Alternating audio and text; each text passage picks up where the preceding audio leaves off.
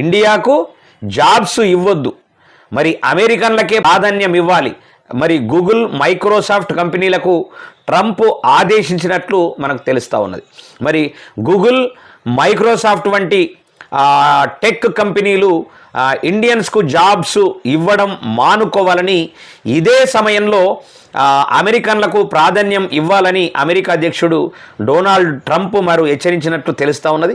మరి బుధవారం వాషింగ్టన్లో జరిగినటువంటి ఏఐ సదస్సులో మరి ట్రంప్ మాట్లాడుతూ అమెరికా కంపెనీలు చైనాలో కంపెనీలు పెడుతున్నాయని, అక్కడ నుండి ఇండియన్స్కు ఉద్యోగాలు ఇస్తున్నాయన్నారు. ఇక అవన్నీ బంద్ పెట్టాలన్నారు.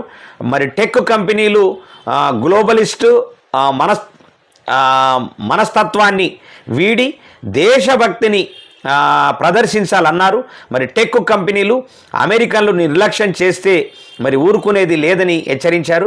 మరి అమెరికాకు మొదటి స్థానంలో ఉంచండి, అదే మేము కోరేది అని ఐటీ కంపెనీలకు ట్రంప్ స్పష్టం చేసినట్లు తెలుస్తూ ఉన్నది.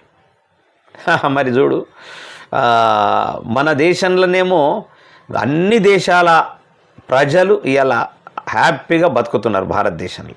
ఇవాళ మరి ట్రంప్ చేస్తున్నటువంటి విధానం చూస్తుంటే మరి మనం ఏం చేయాలనేటటువంటిది భారతదేశంలో ఉన్న ప్రభుత్వాలు, కేంద్ర ప్రభుత్వం, అదేవిధంగా రాష్ట్ర ప్రభుత్వాలు తప్పకుండా మరి ఆయా రాష్ట్ర ప్రభుత్వాలన్నీ కూడా ఇట్లాంటి నిర్ణయాలు తీసుకోవడం పట్ల మరి అక్కడ ఉన్నటువంటి ప్రజానీకానికి మంచి ఉపాధి, ఉద్యోగాలు లభించేటటువంటి అవకాశం ఉంటుంది.